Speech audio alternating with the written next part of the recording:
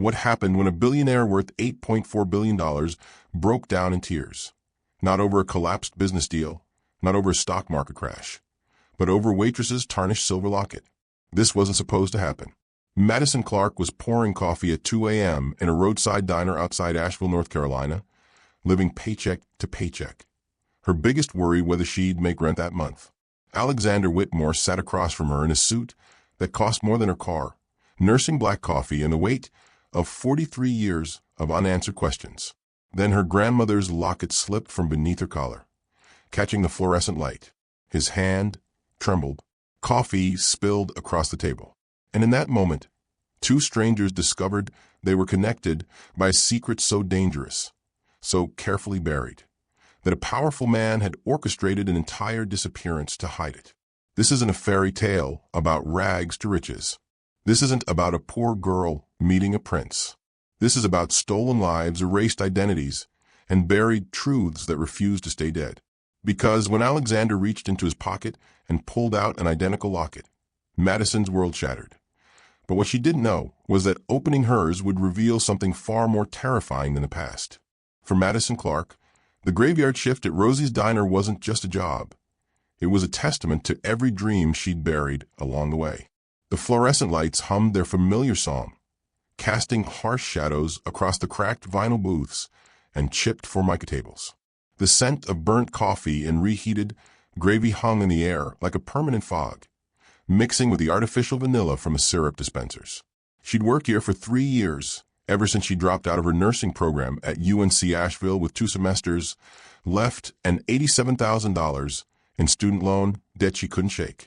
The apartment she shared with 2 roommates in the rundown part of West Asheville was barely habitable.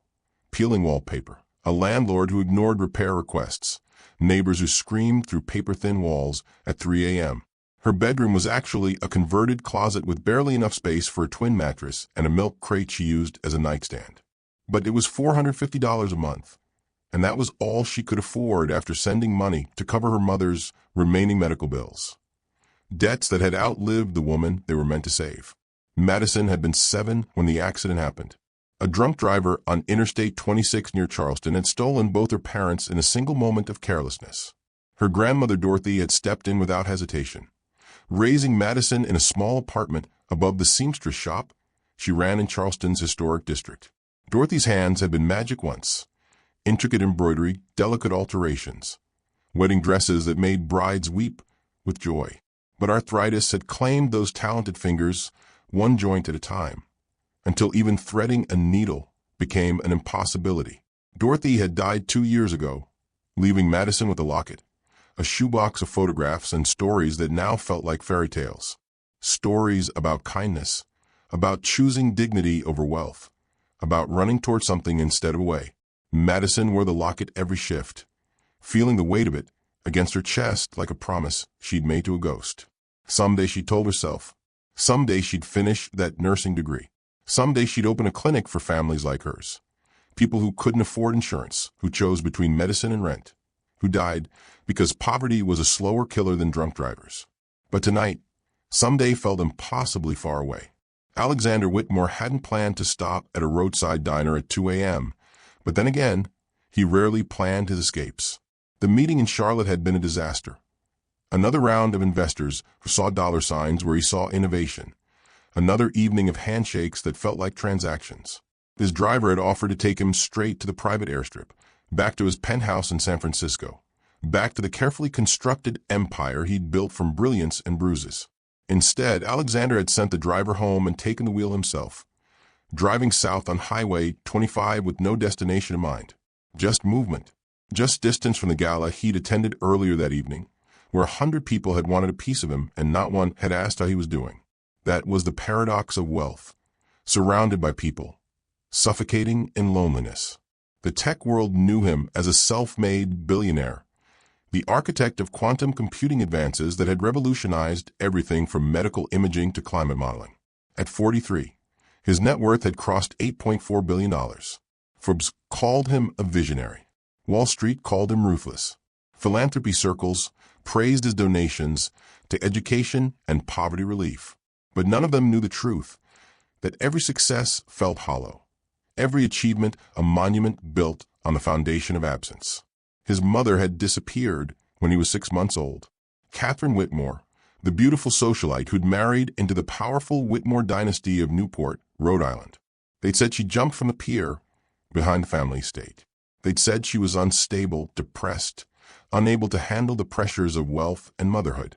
They'd said a lot of things, but they'd never found her body. Alexander had been raised by his grandfather, Richard, a man whose coldness could freeze oceans, whose business empire was built on methods Alexander had only recently begun to understand. His father, Thomas, had drowned his grief in bourbon, becoming a shell of a man who existed in the same house but inhabited a different reality entirely. So Alexander had raised himself, channeling abandonment into ambition, turning the void where a mother should have been into an engine that never stopped running. He carried her locket everywhere. The only photograph he had of Catherine holding him as an infant, the only proof she'd existed beyond the rumors and speculation. It was his anchor and his albatross, a reminder of what he'd lost before he was old enough to remember losing it. When he'd pulled into Rosie's diner parking lot, he just wanted coffee and silence. What he got was something that would shatter everything he thought he knew about his past. The moment happened in slow motion, the way car accidents unfold in memory. Every detail sharp, every second stretched into eternity. Madison reached across the table to refill Alexander's cup, her movements practiced and efficient. But the coffee pot was heavier than she'd expected, and as she leaned forward, the silver locket slipped from beneath her uniform collar. It caught the harsh fluorescent light, sending a brief flash across Alexander's field of vision. His hand jerked. The coffee cup tipped. Dark liquid spread across the white table in a slow bloom, but Alexander didn't notice. His eyes had locked onto the locket with an intensity that made Madison step back instinctively. The locket was tarnished silver, no bigger than a quarter, hanging from a delicate chain that had lost its shine years ago.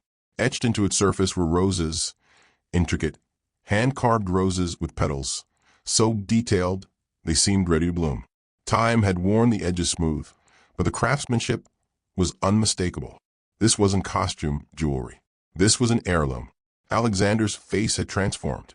The composed billionaire, the man who'd negotiated billion-dollar deals without flinching, looked like he'd been struck. His skin went pale. His lips parted, but no sound emerged. And his hands, those steady hands that signed contracts and commanded empires, trembled violently. Where? His voice cracked like thin ice. Where did you get that necklace? Madison's hand flew to her throat, fingers closing protectively around the locket. The defensive gesture was instinctive, born from years of having so little that every possession became precious. It was my grandmother's. She gave it to me before she died. What was her name? The question came out like a prayer, desperate and fragile. Dorothy Clark. Madison's voice carried equal parts confusion and wariness. She raised me in Charleston after my parents died. Why does it matter? Alexander didn't answer. Instead, with movements that seemed to cost him everything, he reached into his breast pocket and withdrew an identical locket. The air between them crystallized. Madison stared. Her locket, his locket, identical down to the rose engravings, the tarnished patterns, the weight of decades pressed into silver. It was impossible. It was undeniable. My mother wore this every day of her life, Alexander whispered, until she disappeared 43 years ago. They said she drowned. They said she jumped from the pier near our estate in Newport, but they never found her body. The words hit Madison like physical blows. That's impossible. My grandmother lived in Charleston her whole life. She was a seamstress. She worked in a shop in the historic district until arthritis. Did she ever talk about her past? Alexander interrupted, his eyes searching Madison's face with an intensity that felt invasive. The question landed like a stone in still water, sending ripples through memories Madison had never questioned. She thought about Dorothy's silences, the way conversations about family history ended abruptly, the photograph albums that started only after a certain year, as if Dorothy Clark had simply materialized fully formed at age 30. The box Madison had found after the funeral, 3 different Social Security cards, 3 driver's licenses, all with Dorothy's photograph but different names. She said some stories were better left buried. Madison heard herself say. Alexander's hands shook as he opened his locket. Inside were two photographs, their edges worn from decades of being opened and closed. The first showed a young man with kind eyes and dark hair. The second showed a baby, maybe 6 months old, with a shock of black hair and curious eyes. Madison's breath caught. Her fingers fumbled with her own locket, the one she'd never been able to open as a child, the one she'd been too afraid to force as an adult for fear of breaking her last connection to Dorothy. But tonight, with Alexander watching, it clicked open easily. Inside were two photographs. The same young man, the same baby. The diner seemed to tilt on its axis. My mother's name was Catherine Whitmore, Alexander said, his voice barely above a whisper. That man in the photograph is my father, Thomas. That baby is me. He paused, and when he spoke again, his words carried the weight of a truth too terrible to hold alone. What you didn't know was that my grandfather orchestrated the entire thing. Madison's mind reeled, questions crashing over each other like waves against rocks. How could Dorothy Clark, the grandmother who'd raised her, who'd sung her to sleep, who'd taught her to sew buttons and dream big, be Catherine Whitmore, a billionaire's missing mother? What did orchestrated even mean? Had Alexander's grandfather helped Catherine disappear, or had he done something far worse? What are you talking about? Madison's voice came out sharper than she'd intended, fear masquerading as anger. My grandmother died of cancer 2 years ago in Charleston. She was 68 years old. She lived a quiet life.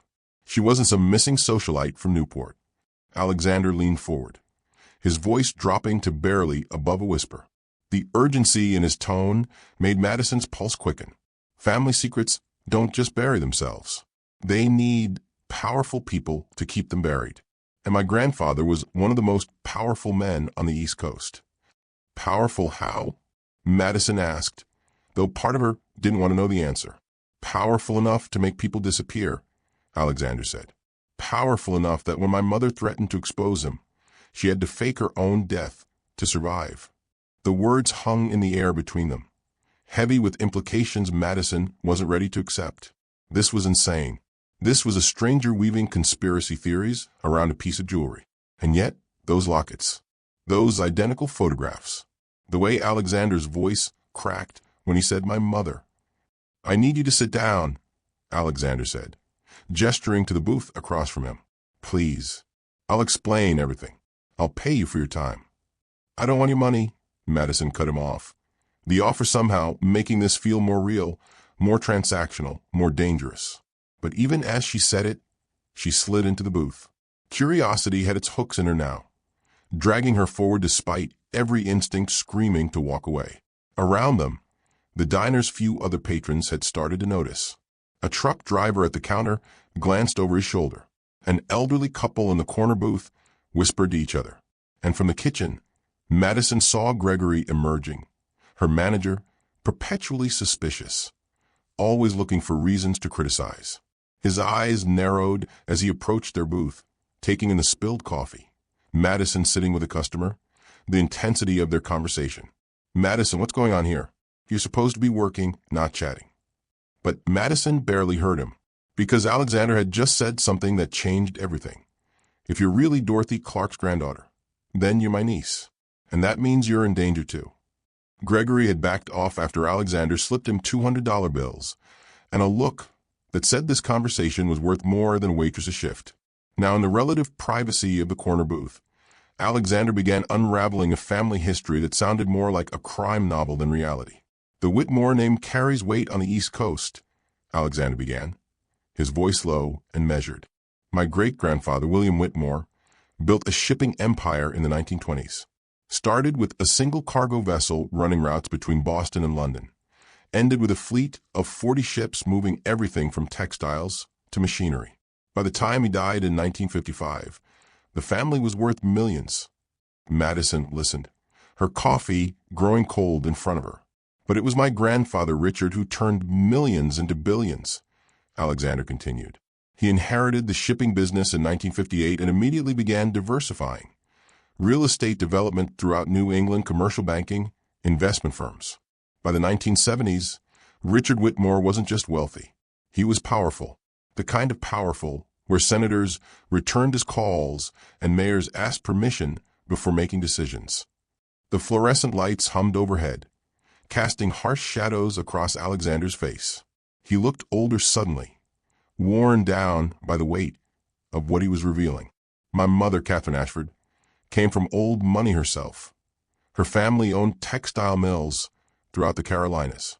When Richard arranged her marriage to my father Thomas in 1980, it wasn't about love. It was a merger, two dynasties combining assets, securing power, ensuring the Whitmore name would dominate for another generation. Madison's stomach twisted. She thought about Dorothy, gentle, kind Dorothy, who'd scraped together quarters to buy her ice cream, who'd worked her fingers to the bone in that tiny seamstress shop. That woman had been forced into an arranged marriage? The estate in Newport was a fortress, Alexander said, and his eyes went distant, seeing something Madison couldn't. 15 bedrooms, manicured gardens that require staff of 12, a private beach, and armed security at every entrance. My grandfather didn't believe in taking chances. The mansion sat on 8 acres overlooking the Atlantic, surrounded by 12-foot iron gates. There was a pier that extended 200 feet into the ocean, hand-carved mahogany, built in 1892, maintained like a museum piece. He paused, his jaw tightening. That's where they said she jumped. October 15th, 1981, at 11:47 p.m. A security guard reported seeing a woman in a white nightgown standing at the end of the pier. He called for backup, but by the time anyone reached the spot, she was gone. They found her nightgown on the boards, her slippers at the edge. The water below was 40 feet deep, the current brutal. Madison's hand instinctively went to her locket. The police investigation lasted exactly 3 days, Alexander said, and bitterness crept into his voice. 3 days before the Newport Police Department, the Rhode Island State Police, and even the Coast Guard all agreed it was suicide, a tragic case of postpartum depression. They said, the young mother overwhelmed by the pressures of wealth and motherhood. Case closed. But no body, Madison whispered. No body, Alexander confirmed. They searched for 2 weeks. Divers combed the ocean floor. The Coast Guard tracked currents as far as Massachusetts. Nothing. My grandfather held a memorial service with an empty casket. I was 6 months old, too young to remember her face, her voice, her touch. All I had was this locket and the stories people told, most of them lies designed to make her disappearance easier to swallow. He reached across the table, his finger tracing the air near Madison's locket without touching it. My father fell apart after she vanished, started drinking heavily, stopped managing his portion of the business, became a ghost haunting the estate. Richard raised me, cold, calculating Richard, who saw weakness as a disease and emotion as a liability. He turned me into what he thought a Whitmore should be, ruthless, focused, empty. The pain in Alexander's voice was raw, decades-old wounds still bleeding. Madison found herself believing him, despite the impossibility of it all, because pain like that couldn't be faked. I was 6 months old when my mother disappeared, Alexander repeated, his voice dropping to barely above a whisper. And for 43 years, I've been searching for answers to a question I didn't know how to ask. Until tonight. Madison stared at the locket around her neck, seeing it differently now. Not as a cherished heirloom, but as evidence of a life her grandmother had fled. Memories bubbled up, fragments she'd never questioned before, but now took on sinister new meanings. She never talked about her past, Madison said slowly, piecing together a puzzle she hadn't known existed. I used to ask when I was little, what did she grow up? What were her parents like? Did she have siblings? She'd change the subject every time. Tell me a story instead, or ask about my homework, or suddenly remember something that needed fixing in the shop. Alexander leaned forward, hanging on every word. And she was always alert, Madison continued, the memories sharpening as she spoke them aloud, like she was listening for something. Loud noises made her flinch, car backfires, door slamming. Even fireworks on the 4th of July. She'd freeze for a second, her whole body tensing up like she was ready to run. The pieces were falling into place, painting a picture of a woman living in perpetual fear. She had this thing about escape plans, Madison said. Every apartment we lived in, every building we entered, she'd point out the exits. Always know two ways out, Madison, she'd say. Never let yourself get trapped. I thought she was just paranoid, maybe a little eccentric. But it wasn't paranoia when someone was actually hunting you. After Dorothy's death, Madison had found a shoebox hidden in the back of her grandmother's closet, behind winter coats that smelled of mothballs and memories. Inside were 3 Social Security cards, 3 driver's licenses from different states, all with Dorothy's photograph, but different names. Dorothy Clark from South Carolina, Helen Morrison from Georgia, Patricia Sullivan from Florida. I thought maybe she'd been in witness protection or something, Madison said. But I never followed up. I was grieving, drowning in medical bills, trying to figure out how to survive without her. Those IDs went into a drawer, and I tried to forget about them. The seamstress shop had been Dorothy's kingdom, a small storefront in Charleston's historic district on King Street, wedged between an antique bookstore and a cafe. Dorothy had arrived in Charleston in January 1982 with nothing but a suitcase and determination. She'd rented the tiny shop, bought a used sewing machine, and started taking in alterations. Word spread slowly. Her work was exceptional, her prices fair, her demeanor kind. Within 5 years, she had a loyal customer base. Within 10, she was hemming wedding dresses for Charleston's elite, though she always refused to meet clients in person if she could avoid it. She worked behind a curtain, invisible hands creating visible beauty. She arrived pregnant, Madison said, the timeline clicking into place with sickening clarity. My mother was born in April 1982. Dorothy never talked about the father, never mentioned a husband, just raised my mom alone, working 16-hour days to keep food on the table and a roof over their heads. Madison's mother had died in that car accident when Madison was 7, but she remembered fragments, her mother's gentle hands, so similar to Dorothy's, her mother's reluctance to be photographed, her mother's insistence that they stay in Charleston, never travel too far, never draw attention. My grandmother's last words to me were about running, Madison whispered, the memory still fresh despite 2 years of distance. Dorothy had been in hospice, cancer eating away at her body but leaving her mind sharp. She'd gripped Madison's hand with surprising strength and pulled her close. I ran for Monster Baby Girl, Dorothy had said, her voice barely above a breath. Sometimes running is the bravest thing you can do. Don't ever let anyone make you feel small for choosing to survive. At the time, Madison had thought it was the morphine talking, metaphors born from pain and medication. Now she understood. Dorothy hadn't been speaking in metaphors at all. Alexander's expression darkened, his features hardening into something cold and dangerous. When he spoke again, his voice carried the weight of discoveries that had cost him whatever remained of his family legacy. My grandfather, Richard Whitmore, died 5 years ago, Alexander began. Massive stroke at age 89. He was in his study at the Newport estate, surrounded by leather-bound books and the trappings of power he'd spent 70 years accumulating. They found him slumped over his desk, a glass of scotch still in his hand. Madison waited, sensing there was more. I inherited everything, the estate, the businesses, the offshore accounts. But I also inherited his secrets, Alexander said. Richard kept meticulous records, encrypted files on servers hidden behind shell corporations. It took my security team 6 months to crack them. And when they did, he trailed off, his hands clenching into fists. Richard wasn't just a businessman. He was connected to 3 different organized crime families along the East Coast. The Patriarca family in Boston, the Gambino family in New York, smaller operations in Philadelphia. He laundered money through his real estate holdings, facilitated illegal transactions through his banks, used his shipping connections to move everything from stolen art to weapons. The diner suddenly felt too small, too exposed. Madison glanced around nervously, half expecting armed men to burst through the doors. Business rivals who challenged him mysteriously went bankrupt, Alexander continued, his voice clinical now, reciting facts like a prosecutor building a case. Overnight, their credit would dry up, their suppliers would vanish, their contracts would be canceled. Within months, they'd lose everything. A few disappeared entirely, declared missing, never found, cases gone cold. Madison's mouth went dry. He had politicians in his pocket, mayors, judges, police commissioners. There's documentation of payments, favors traded, threats made.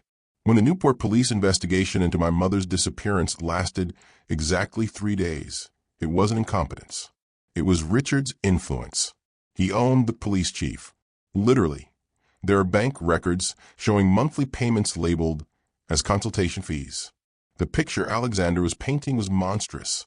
A man who wielded wealth like a weapon, who saw human beings as obstacles to be removed or tools to be used.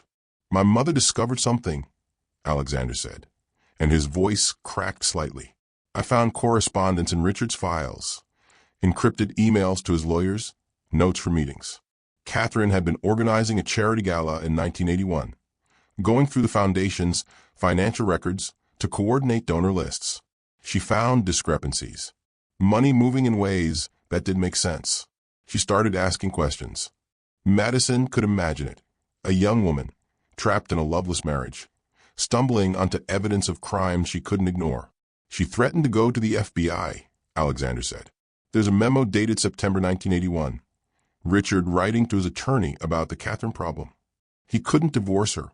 She knew too much, and a messy separation would invite scrutiny. He couldn't intimidate her. She came from wealth herself and had resources of her own. So he decided on what he called a permanent solution.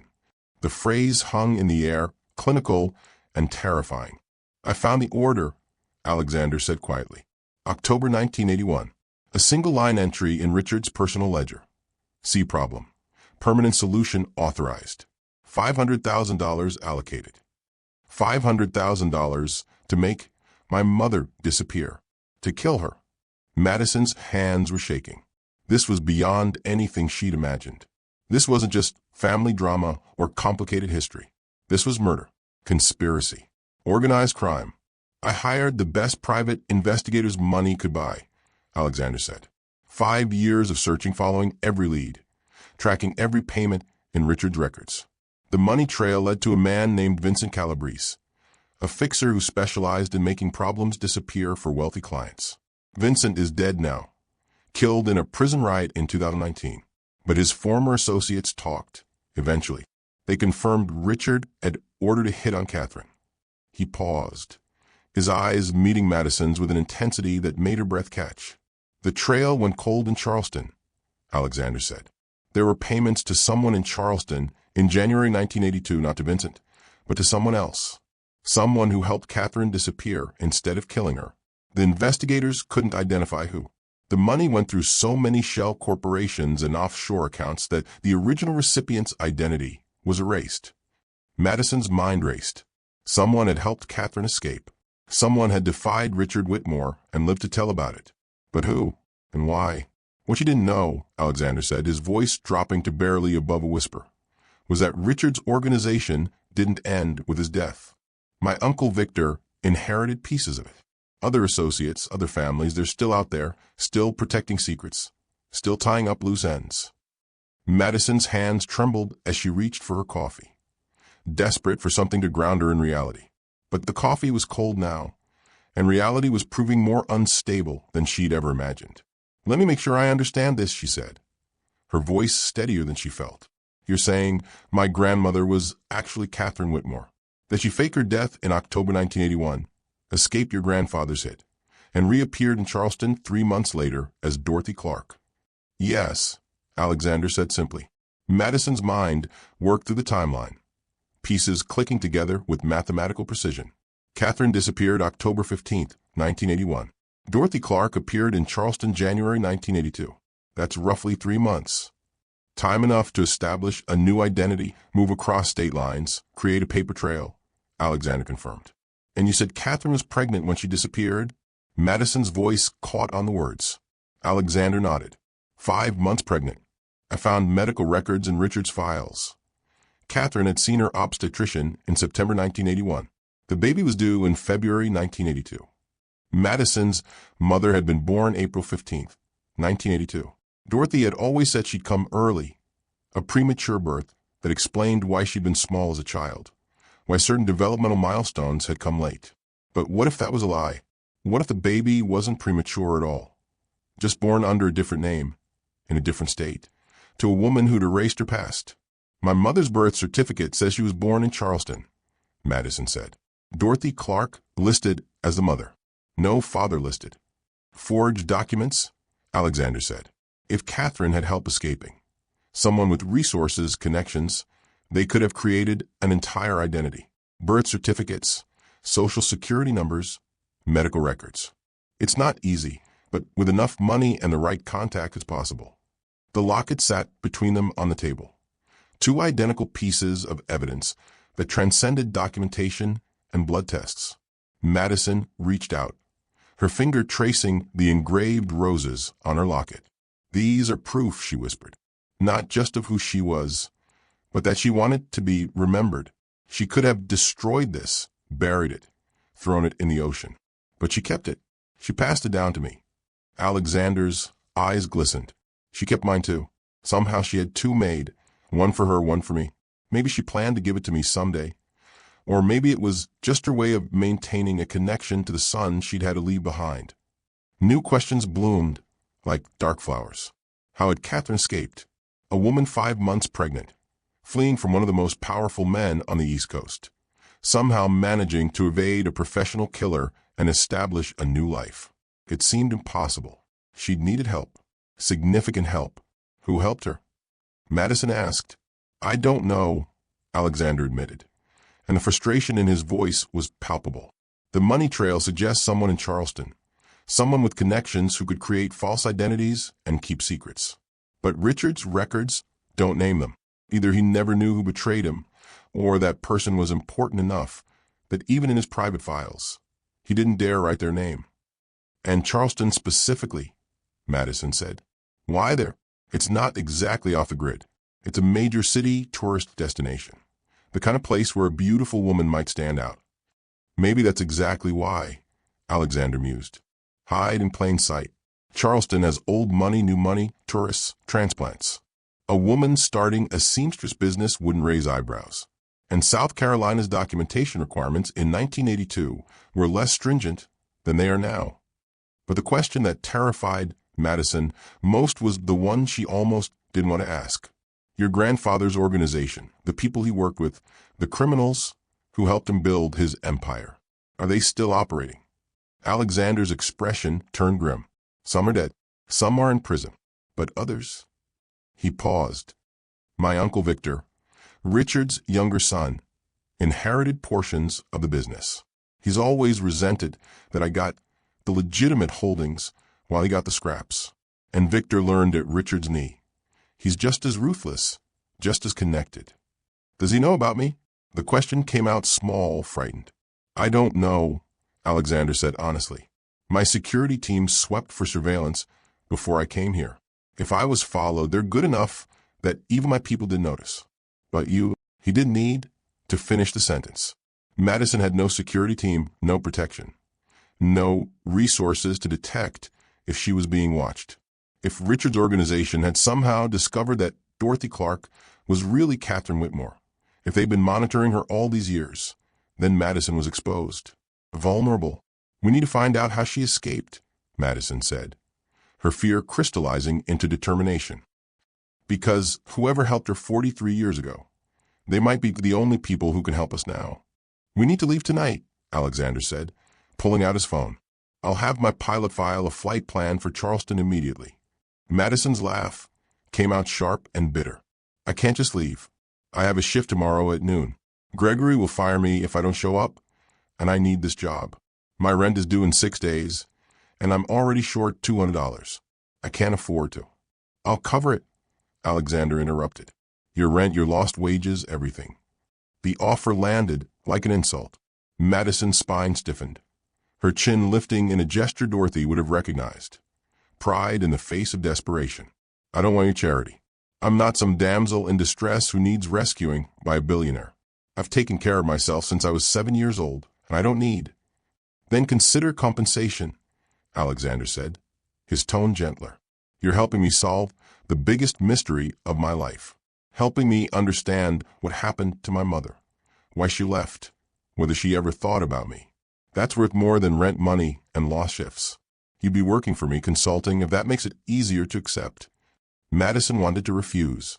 Every fiber of her being, Every lesson Dorothy had taught her about self-reliance and dignity screamed at her to walk away. But curiosity was a hook in her chest, pulling her toward answers she hadn't known she needed. And beneath the curiosity was something deeper, a connection to this stranger who was apparently her uncle. This man who'd spent 43 years mourning a mother who'd become Madison's grandmother. "Fine," she said finally, "but we're keeping track of expenses. This is a business arrangement." "Agreed," Alexander said, though something in his expression suggested he had no intention of ever presenting her with a bill. 2 hours later, Madison found herself climbing the stairs of a private jet at a small airport outside Asheville. The contrast was almost comical. Her scuffed Crocs and wrinkled uniform next to Alexander's Italian leather shoes and tailored suit. The jet's interior looked like something from a movie. Cream leather seats polished with accents. A flight attendant offering champagne she was too nervous to drink. "I've never flown before," Madison admitted, as they settled into seats that were more comfortable than her bed at home. "Never had a reason to. Never had the money." Alexander's expression softened. "My mother was terrified of flying. She'd gripped the armrest so hard her knuckles turned white, even though my grandfather owned 2 private jets." As the plane lifted into the night sky, they fell into an unexpected rhythm, trading memories like puzzle pieces, trying to see if they fit together to form a complete picture. "She used to sing to me," Alexander said, his eyes distant. "I don't remember it, but my father told me once, back before the drinking destroyed him. He said she'd rock me for hours, singing lullabies in this soft, clear voice. Classical pieces, mostly. She loved Chopin." Madison's breath caught. Dorothy sang Chopin. She'd hum the nocturnes while she worked, claimed it helped her concentrate. And she sang me to sleep with lullabies, one in particular, something about moonlight and roses. I never knew where it came from. "Clair de Lune," Alexander whispered. "Debussy." My father said it was her favorite. The pieces were fitting together, creating a portrait of the same woman viewed through different lenses. Alexander described a mother he'd never known, gentle, cultured, trapped in a gilded cage. Madison countered with Dorothy, still gentle, still cultured despite the poverty, but free, damaged by what she'd fled, but free. "She never watched the news," Madison said. "I thought it was just a quirk. She'd change the channel if anything about business or politics came on. But it wasn't avoidance, it was survival. She was hiding. She was protecting you," Alexander said, "and herself. If Richard's people were still looking, any recognition could have been fatal." The flight was short, barely an hour in the air before they began their descent into Charleston. But in that hour, something shifted between them. They weren't strangers anymore, weren't just a waitress and a billionaire thrown together by impossible circumstances. They were family, bound by a woman who'd loved them both enough to sacrifice everything. As the plane touched down in Charleston, Madison looked out the window at the city lights spreading below, like scattered diamonds. Somewhere down there, Dorothy had built a life from nothing. Somewhere down there were answers that had been buried for 43 years. "Whatever we find," Madison said quietly, "we find it together." Alexander nodded, and in his eyes, she saw the same determination that had driven her grandmother to run, to survive, to choose life over death. "Together," he agreed. The shop stood on King Street in Charleston's French Quarter, wedged between a bookstore that smelled of old paper and a cafe that had replaced the tea room Madison remembered from childhood. The storefront was narrow, barely 12 feet wide, with a faded blue awning and windows that desperately needed cleaning. But it was still there, still breathing with the ghost of Dorothy's presence. A sign in the window read Martinez Alterations. Evelyn Martinez had bought the business from Dorothy's estate 2 years ago, continuing the work Dorothy had started 4 decades earlier. Madison's hand trembled as she pushed open the door. A bell chimed. The same brass bell Dorothy had installed in 1985, its tone familiar as a heartbeat. The interior was exactly as Madison remembered. Walls lined with fabric bolts, a worn wooden counter. The ancient singer's sewing machine Dorothy had rescued from a estate sale and restored to working condition. Evelyn emerged from the back room, her reading glasses perched on her nose, a pincushion strapped to her wrist like armor. She was in her early 60s, her dark hair streaked with silver, her hands as skilled as Dorothy's had been. When she saw Madison, her face lit up. Madison. Sweetheart, I didn't know you were in town. She stopped mid-sentence, her eyes landing on Alexander. Recognition flickered across her face, followed by confusion, then something that looked like fear. Is that Alexander Whitmore? You know who I am? Alexander asked. Evelyn's hand went to her throat. Dorothy made me promise never to speak about certain things. But you being here, with Madison, something's happened, hasn't it? You knew. Madison's voice came out sharper than intended. You knew who she really was? Evelyn sank into the chair behind the counter, suddenly looking every one of her 62 years. Not at first. Dorothy hired me in 1997. I worked alongside her for 20 years, and she never breathed a word about her past. But 5 years ago, she got sick, the cancer the first time, before it went into remission. She was terrified she'd die with secrets, so she told me everything. The revelation hit Madison like a physical blow. Evelyn had known for 5 years, had kept Dorothy's secrets even after her death, had maintained the silence that had kept Catherine Whitmore buried. She was terrified of wealthy men, Evelyn said, her eyes on Alexander. No offense, Mr. Whitmore, but Dorothy would cross the street to avoid men in expensive suits, never watched the news, couldn't stand to see coverage of business deals or political events, paid everything in cash, never had a credit card, avoided cameras like they were poison. But she worked for wealthy clients, Alexander said. Madison told me her embroidery attracted elite customers. She did, Evelyn confirmed. Her work was extraordinary, museum quality. Charleston's old money families sought her out for wedding dresses, christening gowns, restoration work on antique textiles. But she had rules. They dropped off garments at the shop. They paid by check made out to the business, never to her personally. They never met her face to face. I handled all client interactions. She worked behind that curtain. Evelyn gestured to a faded velvet curtain separating the front room from the back workspace. Can we see your workroom? Madison asked. Evelyn hesitated, then nodded. She made me promise to show you if you ever came asking the right questions. I think bringing Alexander Whitmore qualifies. The workroom was exactly as Dorothy had left it.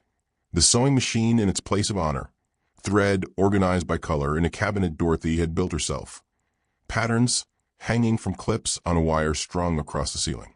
But Evelyn walked past all of it, moving to the back wall where shelves held bolts of fabric. Her fingers found a specific point on the wall panel. A soft click, and a section of the wall swung inward, revealing a space no larger than a closet. Inside was a leather journal, its cover worn smooth by decades of handling. Beside it, a stack of photographs held together with a rubber band that had lost its elasticity, and a single key on a brass ring, stamped with the logo of Charleston First National Bank. She said, if you ever came looking for truth, Evelyn whispered, you'd find it here. They read the journal in Dorothy's workroom, sitting on the floor beneath the fluorescent lights that hummed like bees in a jar. Catherine Whitmore's handwriting filled page after page, elegant script that grew shakier in later entries, pain and time claiming the steadiness of her hand. The first entry was dated September 3rd, 1981. I'm trapped in a cage made of gold, and I'm suffocating. Thomas is kind but weak, too afraid of his father to ever truly be a husband. Richard controls everything. Who I see, where I go, what I'm allowed to say. Today, I found documents while organizing the Foundation's donor files. Evidence of crimes I can barely comprehend. I wanted to burn them, pretend I'd never seen. But I'm 5 months pregnant with Thomas's child, and I keep thinking, what kind of world am I bringing this baby into? Madison's hands shook as she turned pages, watching her grandmother's desperation grow with each entry. September 18, 1981. I've decided to go to the FBI. Marcus thinks I'm insane, that Richard will kill me before I make it to the federal building. But what choice do I have? Stay silent and become complicit in murder? Raise my children in a family built on blood money? I'd rather die than become what they expect me to be. Marcus Chin. The name appeared again and again. Richard's head of security, a man Catherine had befriended during her lonely days at the Newport estate. A man who'd seen too much and couldn't unsee it. October 1st, 1981. Marcus came to me tonight with a plan so dangerous I should refuse. But he's right, Going to the FBI will get me killed and accomplish nothing. Richard owns half the law enforcement in Rhode Island. Instead, Marcus proposes something else. Fake my death, disappear, start over. He has contacts, people who can create new identities. He's disgusted by what Richard has become, wants to help me escape. But I'd have to leave Alexander behind. My baby boy, only 6 months old, and I'd never see him again. The entries detailed the plan's execution with clinical precision. Marcus had arranged everything. The staged drowning, the nightgown and slippers left on the pier, the security guard who'd report seeing a woman jump but conveniently arrived too late to stop her, the forged death certificate, the transport to Charleston in a delivery truck, hidden among furniture being shipped to a warehouse Marcus's cousin owned. October 16, 1981. I'm dead. Catherine Whitmore drowned herself in the Atlantic Ocean last night, unable to bear the weight of motherhood and privilege. That's what they'll say. That's what Richard will tell Alexander when he's old enough to ask about me. I held my son one last time before I left, memorizing his face, the weight of him in my arms. Then I walked away from everything, my name, my family, my life. The anguish in those words was palpable, grief bleeding through ink and paper. January 15, 1982. Charleston is my refuge and my prison. I'm Dorothy Clark now, a widow from Georgia starting fresh in a new city. Marcus's contacts provided everything: birth certificate, social security card, even a fake marriage license and death certificate for the husband who never existed. I'm 7 months pregnant and terrified. This baby is all I have left of the life I fled. Thomas's daughter, Alexander's sister. She'll never know her father, never know her brother. I'm stealing her heritage to save her life. Madison's mother had been born April 15, 1982. The journal entries from that time were brief, exhausted, tinged with joy and sorrow in equal measure. She's perfect. 10 fingers, 10 toes, Thomas's eyes. I've named her Sarah, after my grandmother, the only member of my family who ever truly loved me. Sarah Clark will grow up free of the Whitmore legacy, free of Richard's poison. That's worth everything I've sacrificed. Later entries tracked Alexander's life from afar. Catherine had subscribed to Rhode Island newspapers, clipped articles about the Whitmore family, followed her son's progress through school, college, his first business ventures. Pride and heartbreak warred in every word. June 1995. Alexander graduated from MIT today, first in his class, full scholarship despite Richard's wealth. The newspaper photo shows a young man with my eyes and Thomas's determination. He's brilliant, driven, everything I hoped he'd become. And he grew up without me. I tell myself he's better off, that Richard would have used him against me, that my death gave him freedom. But the truth is simpler and more selfish. I chose to survive, and survival meant abandoning my son. The final entries, written in 2023 as cancer ravaged Catherine's body, were addressed directly to Alexander. My darling boy, I'm dying. You'll never know your mother chose life over luxury, freedom over family. I pray someday you'll understand that leaving you was the hardest thing I ever did, and loving you from afar was the only way I could keep you safe. You deserved better than me. You deserved better than Richard. But you became extraordinary anyway, and that's the only comfort I have as I face the end. I love you. I've always loved you, and I'm so sorry. Alexander's face was wet with tears he didn't bother wiping away. Madison's own vision blurred as she read her grandmother's final words, a confession, an apology, a love letter to the son she'd had to leave behind. Charleston First National Bank stood on Meeting Street, a granite building that had weathered hurricanes and history with equal stoicism. The key Catherine had left behind fit a safety deposit box she'd rented under Dorothy Clark's name in 1982. 43 years of monthly fees paid in cash, never once accessed after the initial deposit. The bank manager led them to the vault, an underground chamber that smelled of metal and old money. Box 247 was small, located in the middle section of the wall. Madison's hand trembled as she inserted the key. Inside was a manila envelope thick with documents. Beneath it, wrapped in cloth, was $40,000 in cash, $100 bills organized in neat stacks, an emergency fund Catherine had never needed to touch. And at the bottom, a sealed letter with Alexander, written in Catherine's elegant script. They returned to the car Alexander had rented before opening anything. Madison counted the cash, while Alexander broke the seal on the letter. His hands shook so badly he could barely unfold the paper. My dearest Alexander, if you're reading this and somehow you found me, or rather, you found the truth of what I became after Catherine Whitmore died. I don't know how much time has passed. I'm writing this in January 1982, just days after arriving in Charleston. And you're only 7 months old. You might be a child reading this, a teenager, a grown man. I hope it's the latter. I hope you've had time to build a life free of Richard's shadow. I need you to know, I didn't leave because I didn't love you. I left because I loved you too much to let you become collateral damage in Richard's war against truth. Your grandfather ordered my death when I discovered evidence of his crimes. I was 5 months pregnant with your sister when I fled. Marcus Chin, Richard's head of security, helped me fake my death and disappear. He was the only person in that entire estate who had a conscience left. The letter detailed everything.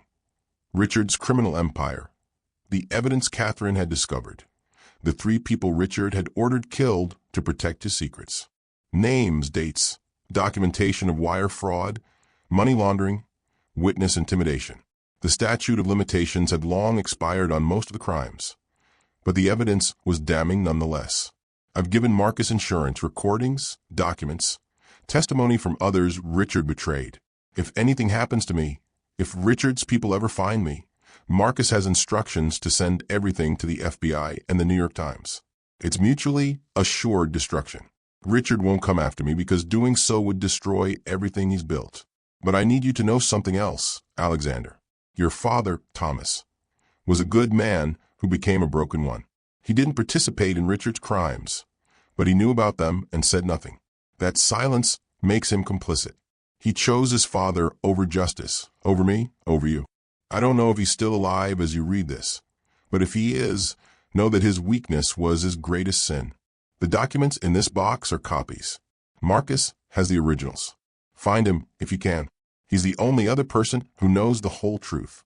He's the only one who can verify my story. His full name is Marcus Chin. In 1981, he lived in Providence, Rhode Island. I don't know where he is now, but he's worth finding. I love you, Alexander. I've loved you every day of your life, even from afar. I followed your achievements, celebrated your successes, mourned the milestones I missed. You became extraordinary despite everything. And that's the greatest gift you could have given me. Your mother, Catherine. Alexander folded the letter with meticulous care, his movements mechanical, his face a mask barely containing the storm beneath. When he finally spoke, his voice was rough with emotion. Marcus Chin, if he's still alive, he has the evidence that could destroy what's left of Richard's legacy. Evidence that could expose Victor, dismantle the criminal organization my family built. Madison looked at the documents spread across the car's back seat. Proof of crimes spanning decades. Evidence of a conspiracy that had stolen her grandmother's life and Alexander's childhood. We need to find him, she said. But even as she spoke, a darker thought crystallized. If they could find Marcus Chin, so could Victor Whitmore. And if Victor discovered that the evidence he thought was safely buried with Richard was actually out there, waiting to surface, he'd do whatever it took to make sure it never saw daylight. The hunt wasn't over. It had just begun. They returned to the hotel just after midnight, exhausted from the emotional weight of Catherine's letter and the documents that painted Richard Whitmore as the monster he'd been. Madison had just kicked off her shoes when someone knocked on Alexander's suite door. 3 sharp raps that somehow conveyed authority and menace in equal measure. Alexander checked the peephole, and his body went rigid. "Victor," he said quietly. And Madison heard everything she needed to know in that single word. He opened the door. Victor Whitmore was 56 years old, impeccably dressed in a charcoal suit that probably cost more than Madison's car, with silver hair styled just so and a smile that never quite reached his eyes. He looked like Alexander might in another decade. Same height, same build, same Whitmore jeans. But where Alexander's eyes held warmth beneath the wariness, Victor's were calculating, cold, predatory. "Alexander," Victor said, his voice smooth as aged scotch. "And you must be Madison Clark. Or should I say Madison Whitmore? Family reunions are so touching, aren't they?" Madison's blood turned to ice. He knew. He'd been watching them, tracking their investigation, waiting for the right moment to intervene. "How did you find us?" Alexander asked, not moving from the doorway. "Please," Victor said with a dismissive wave. "You chartered a private flight to Charleston and rented a car under your own name. You're brilliant with technology, nephew, but you're terrible at subterfuge. May I come in?" This conversation would be better conducted in private. Alexander stepped aside, reluctantly. Victor entered like he owned the place, moving to the suite's sitting area and settling into a chair with the ease of someone accustomed to being in control. "I'll be direct," Victor said, his eyes landing on Madison. "You've stumbled onto something that should have remained buried. My father's insurance policy. The evidence Catherine thought would protect her includes documentation of crimes that extend beyond Richard's generation. My crime specifically: wire fraud, tax evasion, conspiracy to commit murder. If that evidence surfaces, I'm looking at 20 years in federal prison." "Good," Madison said before she could stop herself. Victor's smile didn't waver, but something dangerous flickered in his eyes. "You have spirit. I can see why Catherine chose to run rather than submit. But spirit without wisdom is just recklessness." He reached into his jacket and Alexander tensed, but Victor only withdrew a checkbook. "I'm prepared to offer you $5 million, Miss Clark. Cash, wired to any account you specify, completely untraceable. All you have to do is walk away. Forget what you've learned. Destroy Catherine's journal. Let the dead stay buried." "She's not for sale," Alexander said flatly. "I wasn't asking you," Victor replied, his eyes never leaving Madison. "This is her choice. $5 million. Financial security for life. No more waitressing. No more student loans. No more struggling to survive. You could open that healthcare clinic you dream about, help thousands of people, all for the low price of silence." The offer was tempting in a way that made Madison's stomach turn. $5 million. Everything she'd ever wanted, handed to her on a silver platter. But she thought about Dorothy's deathbed words: "I ran from monsters, baby girl." And she knew what her answer had to be. "No," Madison said. Victor's expression hardened. "You're making a mistake. My father made people disappear for far less than what you're threatening to do. Don't test whether that particular apple fell far from the tree. I'm offering you a way out. Take it before you discover what happens to people who refuse Whitmore generosity." "Get out," Alexander said, his voice lethal. Victor stood, smoothing his suit jacket with practiced ease. "You have 24 hours to reconsider. After that, I stop asking nicely." He moved toward the door, pausing at the threshold. Catherine thought she could run from this family. Look how that turned out. 40 years hiding in poverty, dying of cancer in a Charleston hospice. Is that really the legacy you want to honor? The door closed behind him with a soft click that sounded like a death knell. Alexander's investigators found Marcus Chun in Savannah, Georgia, living in a hospice facility that smelled of antiseptic and approaching death. He was 79 years old, terminally ill with pancreatic cancer, and, according to his medical team, had weeks left at best. When they arrived at his room, Marcus was sitting in a chair by the window, looking out at a garden he'd probably never walk through again. Age and illness had ravaged him, but his eyes were still sharp, still alert. When he saw Alexander, recognition sparked immediately. "You have her eyes," Marcus said, his voice rough with pain and decades of cigarettes. "Catherine's eyes. I wondered if you'd find me before I died." Alexander sat in the chair across from him, and Madison stood nearby, feeling like an intruder on a conversation 43 years in the making. "You helped my mother escape," Alexander said. "It wasn't a question." "I did," Marcus confirmed. October 15th, 1981. The night Catherine Whitmore died and Dorothy Clark was born. I've carried that secret for 43 years, and it's been heavier than any burden Richard ever put on me. "Tell me everything," Alexander said. Marcus's testimony came in fits and starts, interrupted by coughing fits and moments when the pain medication made his words slur. But the story emerged piece by piece, a confession that felt like absolution. He'd been Richard's head of security for 15 years when Catherine discovered the evidence. He'd watched Richard evolve from a ruthless businessman into something far darker, a man who ordered hits as casually as he ordered dinner. who saw human life as a resource to be exploited or eliminated as needed. She came to me in September 1981, Marcus said. She'd found documents, recordings, evidence of 3 murders Richard had ordered. She wanted to go to the FBI, and I told her she'd be dead before she made it through the federal building's doors. Richard owned half the law enforcement in Rhode Island. She needed to disappear. The plan had taken 3 weeks to arrange.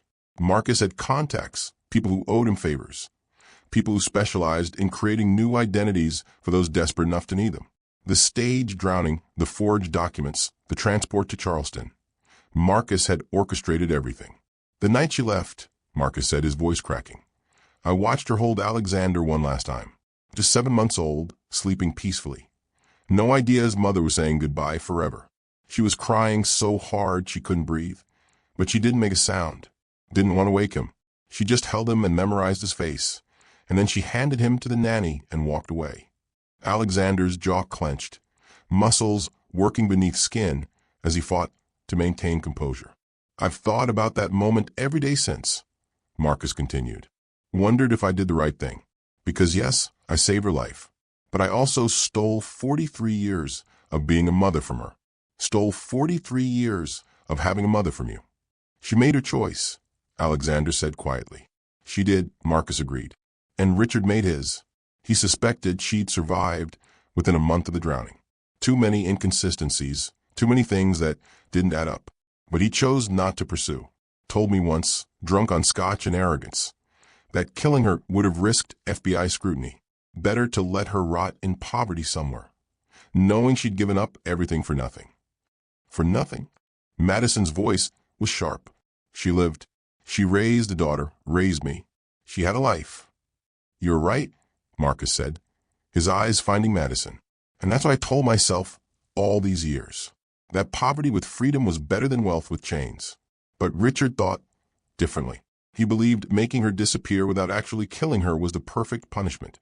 She'd be alive to regret leaving, alive to miss her son, alive to watch from afar as he grew up without her.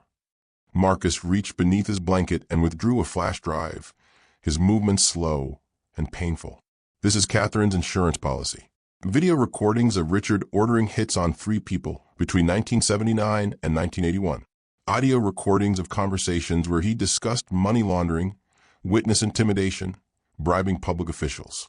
Documents signed in his hand authorizing illegal transactions.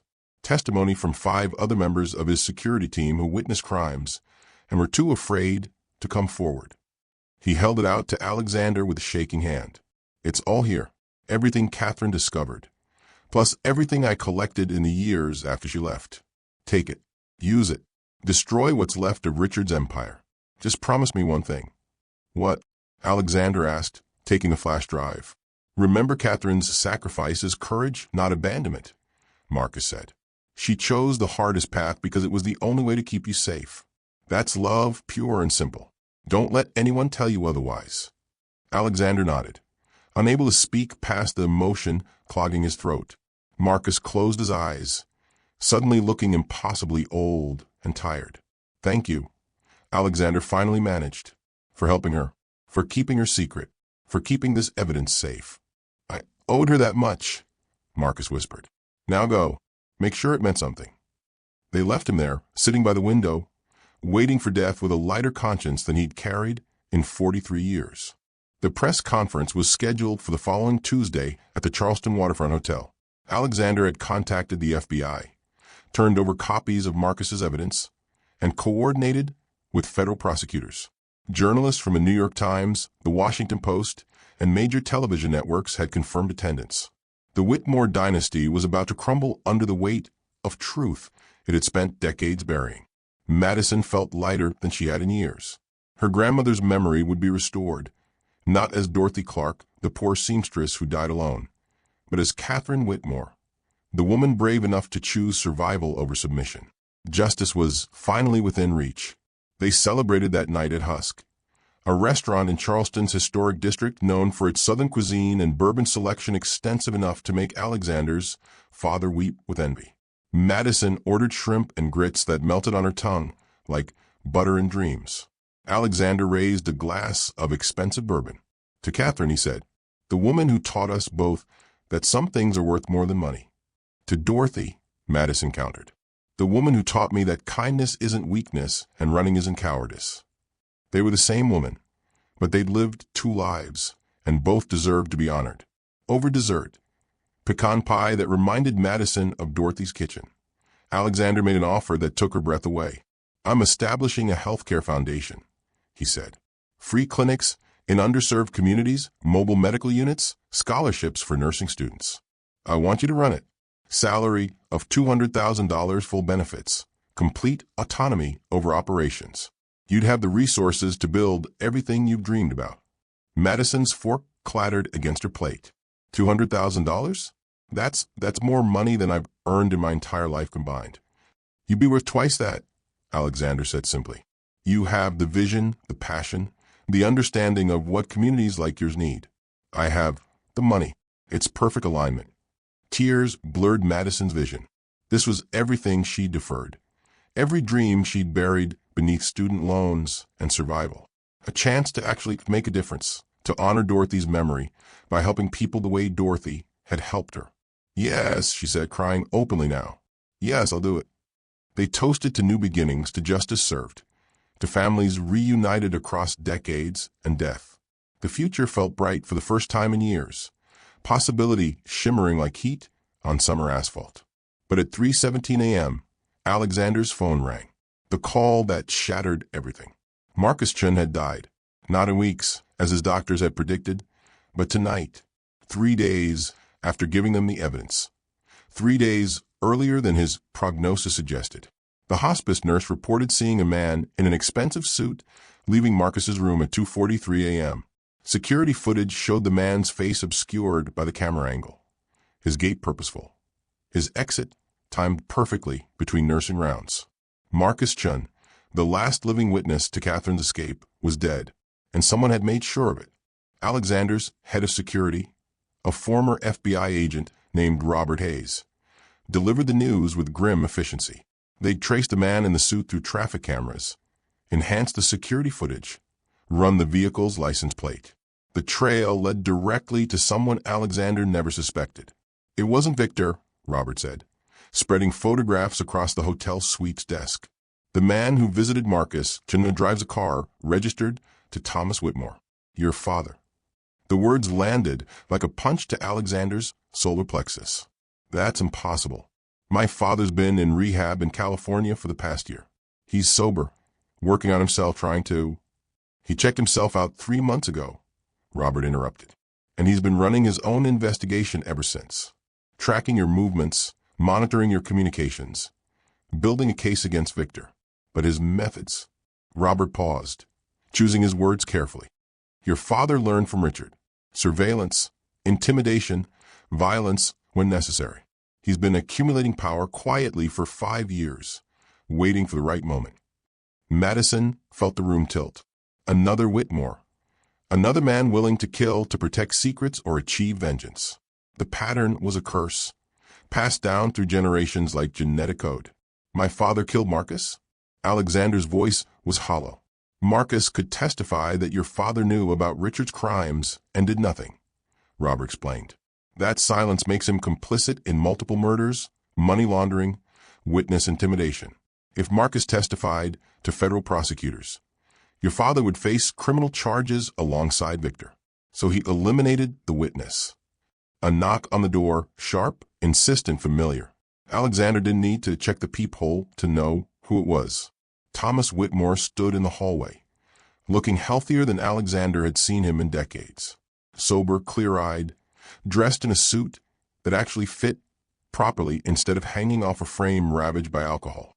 But his eyes held the same cold calculation Alexander had seen in Richard, in Victor, in every Whitmore man who'd chosen power over humanity. "Son," Thomas said, and the word sounded like a claim of ownership.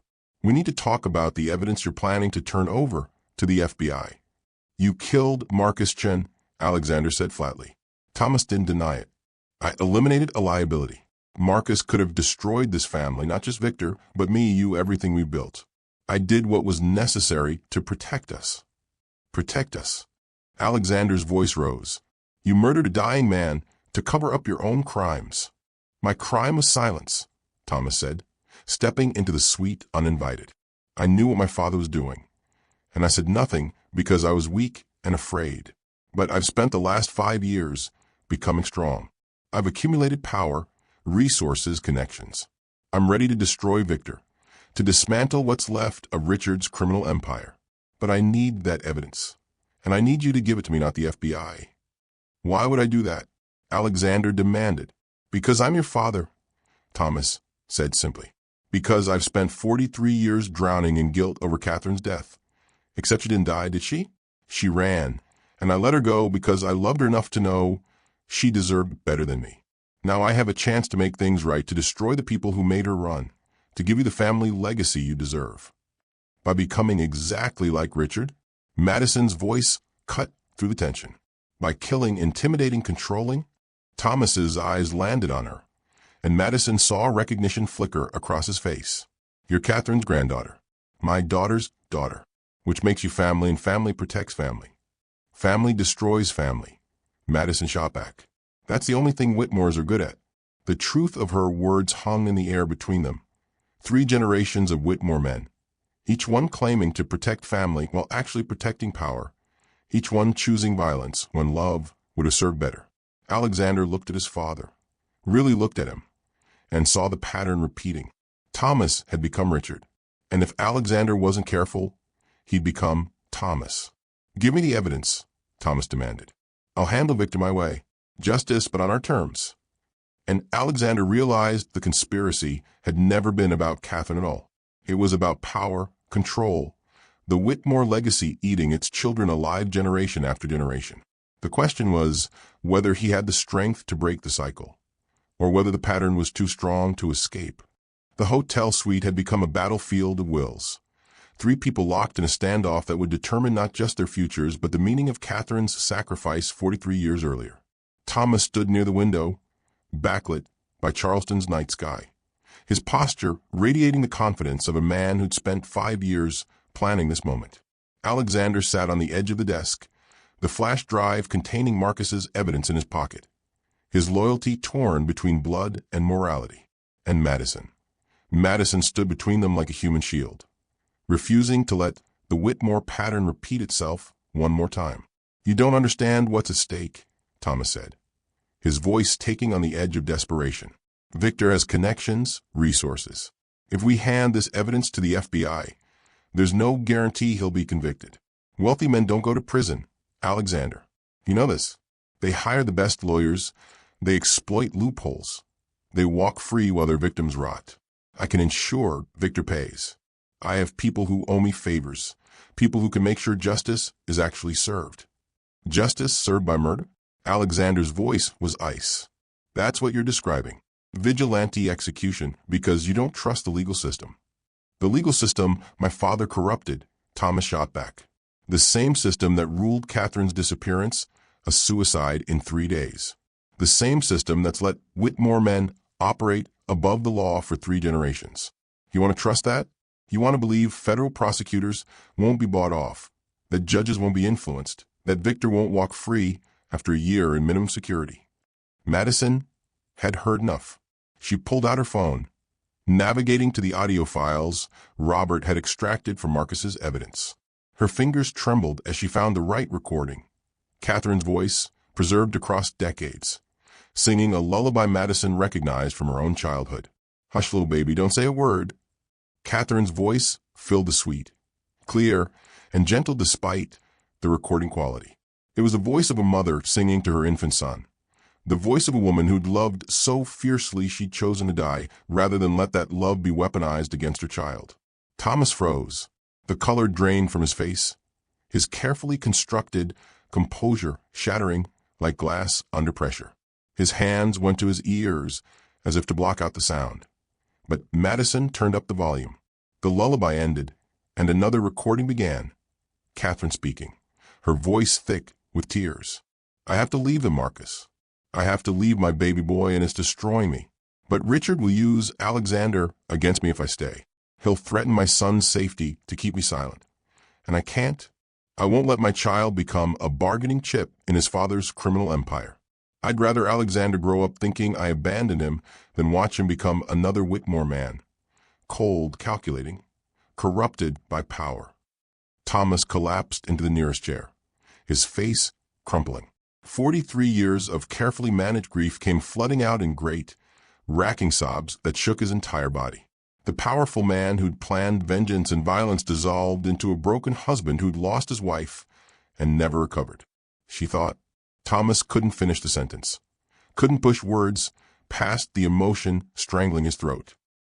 She thought I'd let him use Alexander against her. She thought I was too weak to protect our son. You were, Madison said, and her voice held no cruelty, just truth. You knew what Richard was doing, and you stayed silent. You chose your father over your wife, comfort over courage. Catherine ran because she knew you wouldn't. The words hit Thomas like physical blows. His hands covered his face, muffling sound that were barely human. Grief that had fermented into rage, rage that had calcified into violence. Violence that was eating him alive just as it had eaten Richard. I loved her, Thomas whispered. I loved Catherine more than anything, and I lost her because I was a coward. So I became what I thought was strong. I became my father. I thought if I could destroy the people who made her run, if I could avenge her somehow, it would make up for failing her when it mattered. It doesn't work that way, Alexander said quietly. Becoming Richard doesn't avenge Catherine. It dishonors everything she sacrificed to escape. Madison moved closer to Thomas, crouching so she was at eye level. My grandmother ran from violence. She chose poverty and anonymity and 40 years of looking over her shoulder because she refused to be part of what the Whitmores represented. If you kill Victor, if you choose vigilante justice over the legal system, corrupt as it is, you prove that Catherine was right to run. You prove that every Whitmore man is exactly the same. Thomas looked up at her with red-rimmed eyes. What if the system fails? What if Victor walks free? Then we live with it, Madison said. Because the alternative is becoming the monsters Catherine fled from. And I won't dishonor her memory by letting that happen. Alexander's hand went to his pocket, to the flash drive that held the power to destroy or redeem. He looked at his father, really looked at him for the first time in years, and saw not a villain or a victim, but a man who'd made terrible choices from a broken place. The FBI is already on their way, Alexander said quietly. I called them before you arrived. The evidence goes to federal prosecutors, not to you, not to Victor, not to anyone with a personal stake in this. It goes to the system, flawed as it is, because that's what Catherine would have wanted. Thomas's face went pale. You already decided. Before I even walked in here, you'd already chosen. I chose the moment I read her journal, Alexander confirmed. I chose when I realized that breaking the cycle matters more than revenge. Outside, sirens wailed in the distance, growing closer. Victor's people, if they were watching, would be scrambling now. Thomas had minutes to decide what kind of man he wanted to be. Richard's son or Catherine's husband. I'm sorry, Thomas said finally, the words directed at no one and everyone. I'm so sorry for all of it. It wasn't redemption, but it was a start. The FBI arrived with the efficiency of a federal agency that had been waiting years for evidence this solid. Special Agent Patricia Morrison led the team, 15 agents in tactical gear, arrest warrants for Victor Whitmore and 3 associates, subpoenas for financial records spanning 3 decades. Alexander surrendered the flash drive and Catherine's journal without hesitation. Thomas sat in silent witness, his brief fantasy of vigilante justice dissolving like morning fog in sunlight. Madison watched it all unfold with a strange sense of detachment, as if she were observing someone else's story rather than living her own. Victor Whitmore was arrested at Charleston International Airport at 6:42 a.m., attempting to board a private flight to the Cayman Islands. The pilots, both former military, both loyal to money more than morality, were arrested alongside him. Victor's lawyer arrived within 20 minutes, already crafting defenses and demanding bail. But the evidence was overwhelming. Racketeering, conspiracy to commit murder, wire fraud, money laundering, tax evasion spanning 30 years. The charges filled 3 pages, each one backed by documentation, recordings, witness testimony. Victor's carefully constructed empire of plausible deniability crumbled under the weight of Marcus Chen's meticulous record-keeping. Thomas faced 6 hours of FBI questioning, was ultimately released without charges. His crimes were knowledge and silence, morally reprehensible, legally ambiguous. He'd known about Richard's activities but hadn't participated directly. The statute of limitations had expired on most potential charges. He walked free, but freedom felt like a prison when everyone knew what he'd done. The press exploded. Within hours, every major news outlet was running the story. Whitmore dynasty exposed. Billionaire's mother faked death to escape criminal family. Cable news cycled through variations of the headline. Tech mogul's family secret revealed. Catherine Whitmore alive for 43 years under assumed identity. Granddaughter helps expose multi-generational conspiracy. Madison's face appeared on television screens across the country. Her waitress uniform contrasting sharply with Alexander's wealth in photographs taken outside the Charleston Hotel. The narrative wrote itself. Working-class hero helps expose elite corruption. Family secrets spanning decades. A grandmother's courage validated at last. The media frenzy was intense but surprisingly brief. The evidence was too overwhelming. Victor's guilt too obvious. The story too clear-cut for conspiracy theories to take root. Within 3 weeks, Victor Whitmore was indicted by a federal grand jury. Within 6 months, he'd pleaded guilty to avoid trial, accepting a 20-year sentence in a federal correctional facility. Catherine Whitmore's survival became a footnote to the larger story of Whitmore corruption, a tragic tale of a woman brave enough to choose poverty over complicity. Dorothy Clark's decades of anonymity were reframed as heroism rather than cowardice, and Madison found herself thrust into a spotlight she'd never wanted, representing something larger than herself. Proof that ordinary people could stand against power and survive. Subscribe if you believe truth always surfaces, no matter how deep it's buried. But as the media moved on to the next scandal, as Victor began serving his sentence and the Whitmore name became synonymous with corruption, Madison was left with a choice that would define the rest of her life. Alexander found her 3 days after Victor's sentencing, sitting on a bench in Charleston's waterfront park, watching sailboats cut across the harbor. He'd been fielding calls from journalists, lawyers, board members demanding statements about the Whitmore Foundation's future. But Madison had simply disappeared, needing space to process everything that had happened. "I've been looking for you," Alexander said, settling onto the bench beside her. "I needed to think," Madison replied. "About the foundation offer?" She nodded. Alexander had renewed the offer that morning. $200,000 salary to run the healthcare foundation. A penthouse apartment in Manhattan. Introduction to society circles where she could raise additional funds and expand the foundation's reach. Everything she'd dreamed of, wrapped in a package that felt increasingly like a trap. "I can't accept," Madison said finally. Alexander's expression remained neutral, but she sensed his disappointment. "Can I ask why?" "Because I've seen what wealth and power did to your family," Madison said. "Richard became a monster. Thomas became so broken he turned into his father, trying to fix himself. Victor chose corruption over character. Even you, brilliant, generous you almost let family loyalty override your moral compass." "I didn't, though," Alexander countered. "I chose the right path." "Barely," Madison said. "And only because I was there to remind you what Catherine sacrificed. But what happens next time when I'm not there? What happens when the foundation grows so large that difficult decisions have to be made? When funding one clinic means closing another? When helping some people means turning away others? I've seen how power corrupts, Alexander. I won't let it corrupt me too." She watched his face, waiting for anger or hurt, but found only understanding. "What do you want instead?" he asked. "A grant," Madison said. $500,000 to open a clinic in Asheville. Complete autonomy over operations, hiring, mission. Your name can be on the building if you want the tax write-off, but you don't get to say in how it's run. I'll honor my grandmother's legacy by choosing service over status, community over dynasty." "That's it?" Alexander asked. $500,000 instead of millions? A clinic instead of an empire? "Dorothy ran a seamstress shop for 40 years, Madison said. "She helped one person at a time, never seeking recognition, never accumulating power. She was happy. and she was free. That's what I want, to help people without becoming what the Whitmores became. Alexander was quiet for a long moment, watching the sailboats with the same intensity Madison had earlier. Finally, he spoke. You're right, about all of it.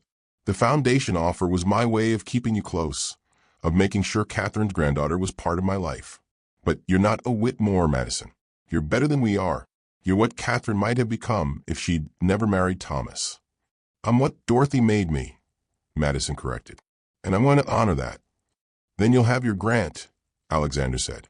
No strings attached, and my promise that I'll never interfere unless you ask me to. They shook hands, sealing an agreement that felt more like freedom than any contract Madison had ever signed. 6 months later, the Clark Community Health Clinic opened in Asheville on a crisp October morning that reminded Madison of her grandmother's lullabies. Clear, gentle, full of promise. The clinic occupied a renovated building in West Asheville, the neighborhood where Madison had struggled to pay rent and wondered if she'd ever escape the cycle of poverty. Now she employed 15 people, nurses, medical assistants, a part-time physician, an administrator who handled insurance paperwork and grant applications. They served uninsured families, accepted sliding scale payments, turned no one away. Alexander flew in for the ribbon-cutting ceremony, but he'd kept his word about not interfering. His name appeared on a small plaque near the entrance, funding provided by the Whitmore Foundation in memory of Catherine Whitmore and Dorothy Clark. But the clinic belonged to Madison and the community it served. She'd be proud, Alexander said as they toured the facility, watching a nurse practitioner examine a child whose mother had tears of relief in her eyes because someone had finally treated her daughter with dignity rather than judgment. Both of them would be, Madison agreed. Their relationship had transformed from strangers thrown together by impossible circumstances to something resembling family. Not the toxic, all-consuming family dynamics that had destroyed the Whitmores, but healthy boundaries and mutual respect. Uncle and niece by blood, friends by choice, allies in honoring a woman who'd lived 2 lives and deserved to be remembered for both. Thomas Whitmore had entered treatment. Real treatment this time, not the performative rehab of his earlier attempts. He'd written Madison a letter apologizing for threatening her, apologizing for his failures as a father and husband, promising to do better. She'd responded politely, but didn't seek a relationship. Some wounds were too deep for reconciliation, some patterns too ingrained to fully break. But at least he was trying. Victor served his sentence in a federal correctional facility in Pennsylvania, stripped of wealth and power, facing 20 years of consequences for decades of choices. The Whitmore name, once synonymous with success and influence, now carried the weight of scandal and corruption. Business partners distanced themselves. Social circles closed their doors. The dynasty Richard had built crumbled into dust. But Alexander had transformed what remained. The Whitmore Foundation, under his reformed leadership, shifted focus entirely, helping women escape domestic violence, funding witness protection programs, supporting organizations that assisted people in hiding from dangerous situations. Catherine's legacy funded the safety she'd once desperately needed, her suffering redeemed through others' survival. Madison kept both lockets. She wore Catherine's during the day, a reminder of courage in the face of impossible choices. Dorothy's locket sat in a place of honor on her desk at the clinic, a reminder that poverty and anonymity could be freedom rather than failure, that small acts of service mattered more than grand gestures of power. She'd begun writing her grandmother's story in the evenings after the clinic closed, documenting Catherine's sacrifice and Dorothy's resilience for a generation that needed to understand what courage actually looked like. Not the courage of wealth confronting poverty, but the courage of choosing survival over status, truth over comfort, service over self. The manuscript was tentatively titled The Locket Secret: How One Woman's Flight from Power Became a Legacy of Freedom. It would be published the following year by a small press that specialized in memoirs of ordinary women doing extraordinary things. And every night, before Madison closed the clinic and headed home to the small apartment she still rented, choosing familiar comfort over Alexander's offers of luxury, she'd stand at the entrance and read the words engraved on a plaque beside Catherine and Dorothy's names. Some stories are buried to protect the powerful. Others are buried to protect the powerless. This clinic exists because one woman chose flight over fight, survival over surrender, and taught us all that running toward a better life is the bravest thing you can do. Catherine Whitmore had died so Dorothy Clark could live, and Dorothy Clark had lived so Madison could thrive. That was the legacy worth honoring, not wealth or status or dynasty, but the simple, radical act of choosing freedom and teaching others to do the same. Would you forgive a parent who abandoned you to save your life? Drop your thoughts in the comments below, and subscribe for more true stories that will stay with you long after the video ends.